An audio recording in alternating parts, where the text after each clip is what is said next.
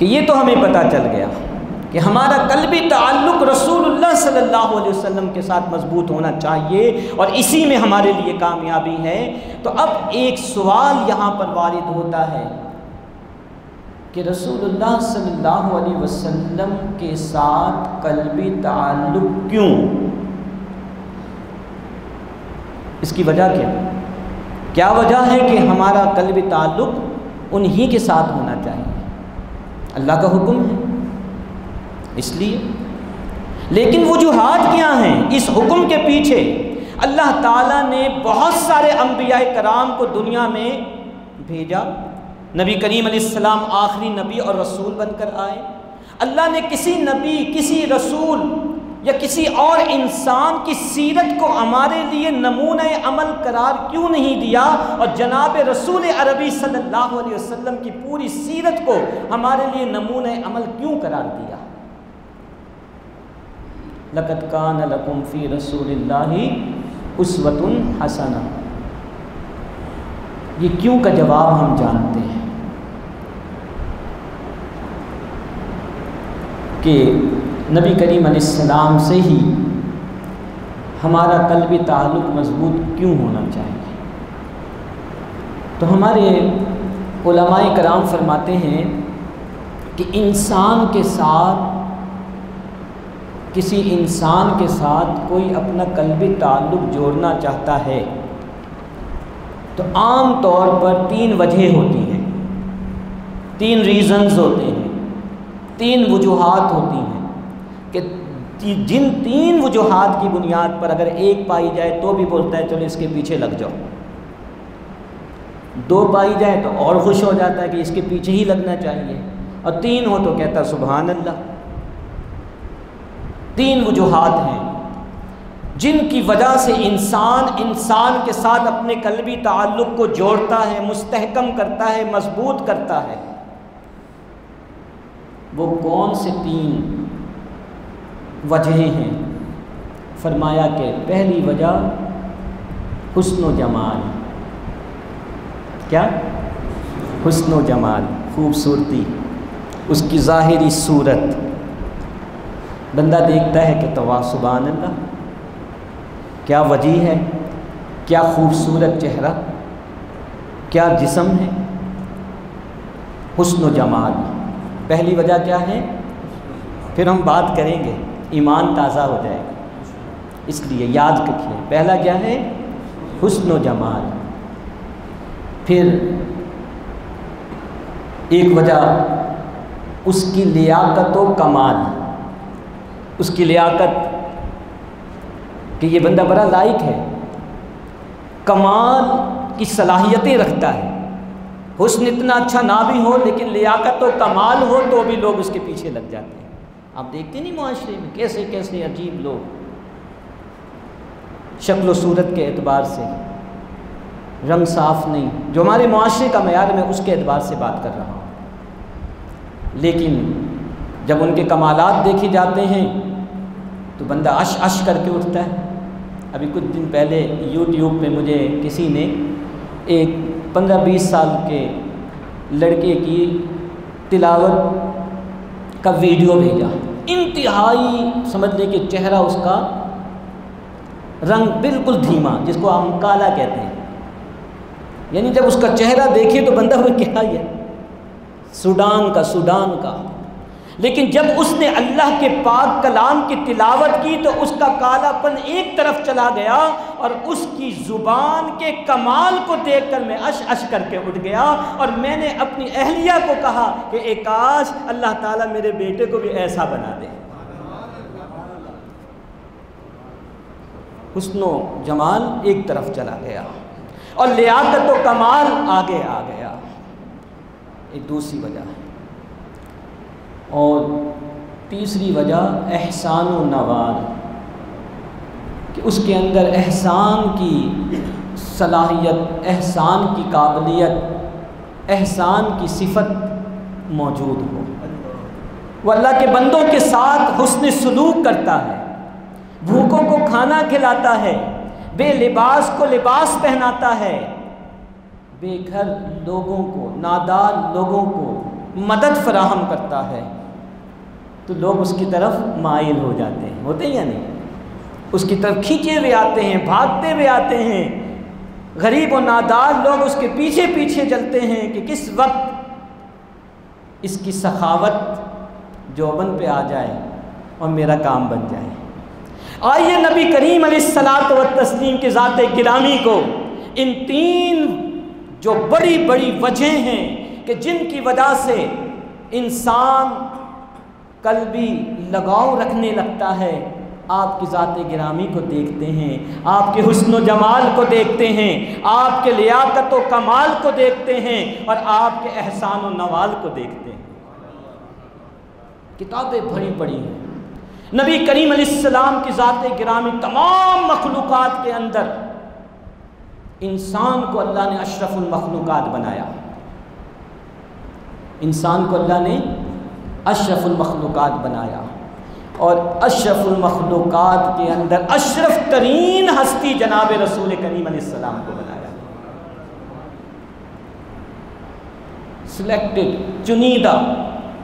اسی لیے کہتے ہیں المصطفیٰ والمجتبیٰ، مصطفیٰ کے معنی ہوتے ہیں سلیکٹڈ، چنیدہ۔ یہ بڑی طویل بحث ہے کہ نبی کریم علیہ السلام کو اللہ تعالیٰ نے کس طریقے سے چنتے چنتے چنتے ایک نکال دیا، یکتا بنا دیا۔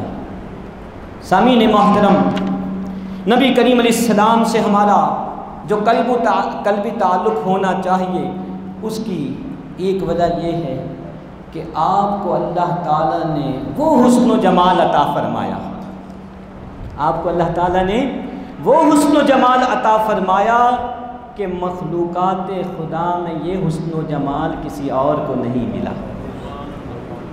قلبی لگاؤ کیوں ہونا چاہیے، اس کی پہلی وجہ آ گئی۔ چند حدیثیں میں آپ کے سامنے پیش کرتا ہوں۔ حضرت جابر بن سمرہ رضی اللہ تعالیٰ عنہ فرماتے ہیں، آپ کے حسن و جمال کو بیان کرتے ہوئے کہ رأیت رسول اللہ صلی اللہ علیہ وسلم فی لیلۃ اضحیان، میں نے ایک مرتبہ رسول اللہ صلی اللہ علیہ وسلم کو چاندنی رات میں دیکھا۔ کب دیکھا؟ چاندنی رات۔ چاندنی رات تو ہم دیکھتے ہیں نا، ہر ماہ ایک دفعہ یہ آتی ہے، رات میں بھی اجالا چھا جاتا ہے، کیا خوبصورت سما ہوتا ہے۔ حضرت جابر بن سمرہ کہتے ہیں کہ میں نے اللہ کے رسول صلی اللہ علیہ وسلم کو چاندنی رات میں دیکھا، فجعلت انظر الى رسول اللہ صلی اللہ علیہ وسلم والى القمر، اور جب میں نے رسول اللہ کو دیکھا تو میں کبھی آپ کو دیکھتا اور کبھی قمر کو دیکھتا اور دیکھتا رہتا، یہاں تک کہ میں نے دیکھا کہ فاذا ہوا عندی احسن القمر، میرے نزدیک اللہ کے رسول قمر سے بھی زیادہ خوبصورت تھے۔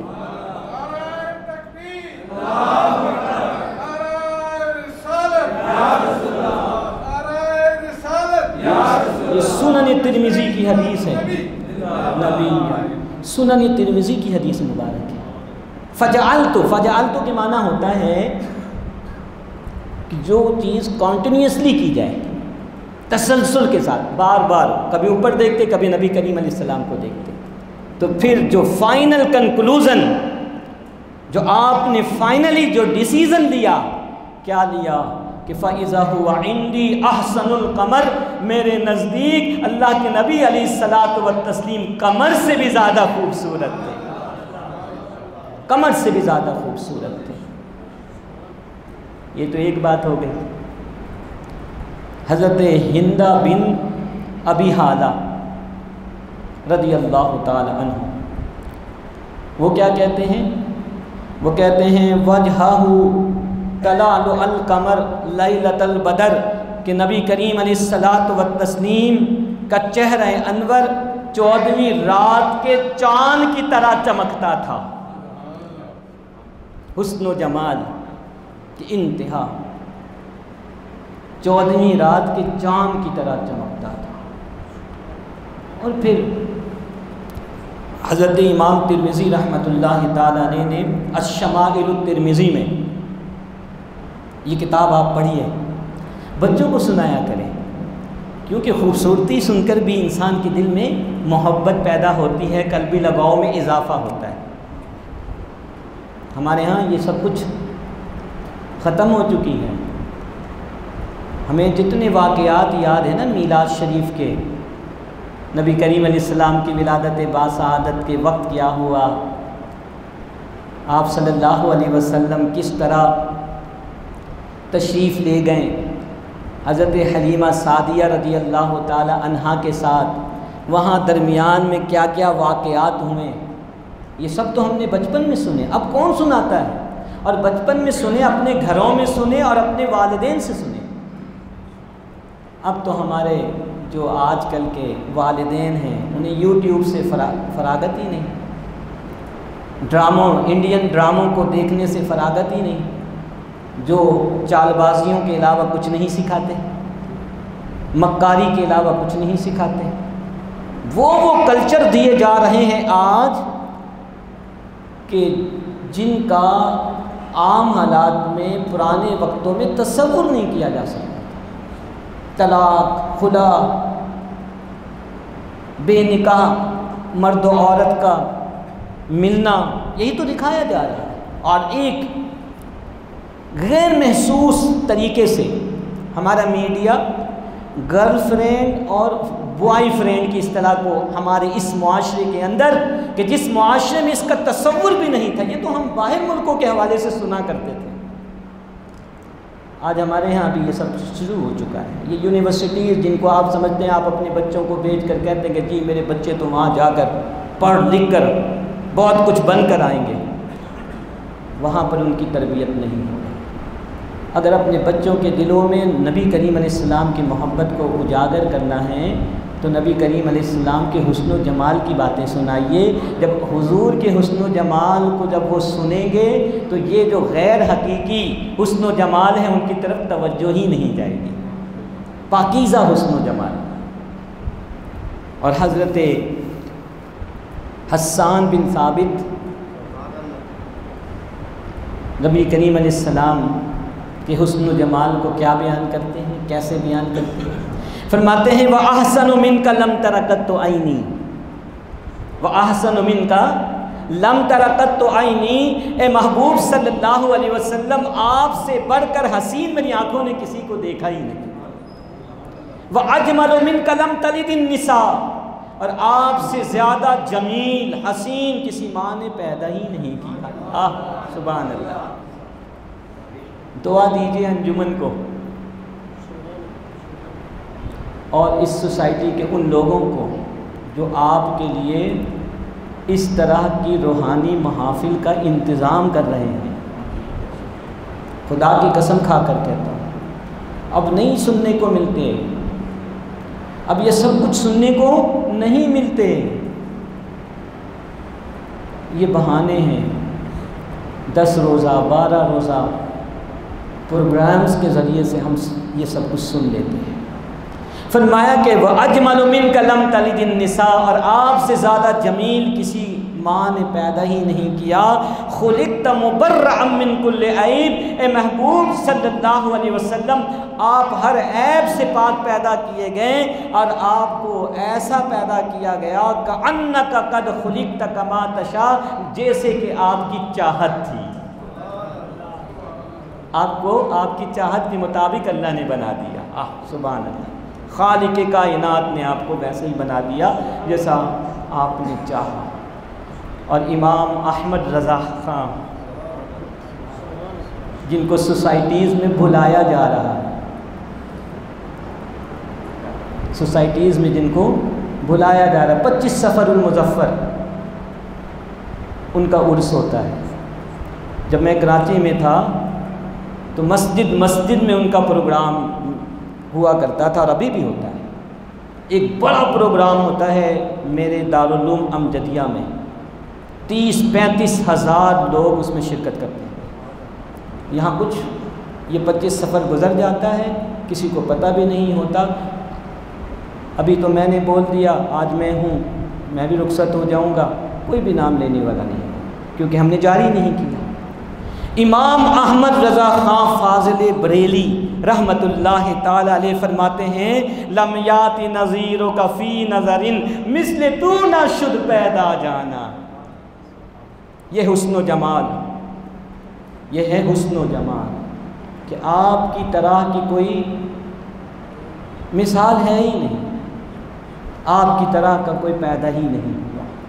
اور کسی اردو شاعر نے کیا خوب کہا، نہ ایسی زلفیں، نہ ایسی زلفیں، نہ ایسا چہرہ،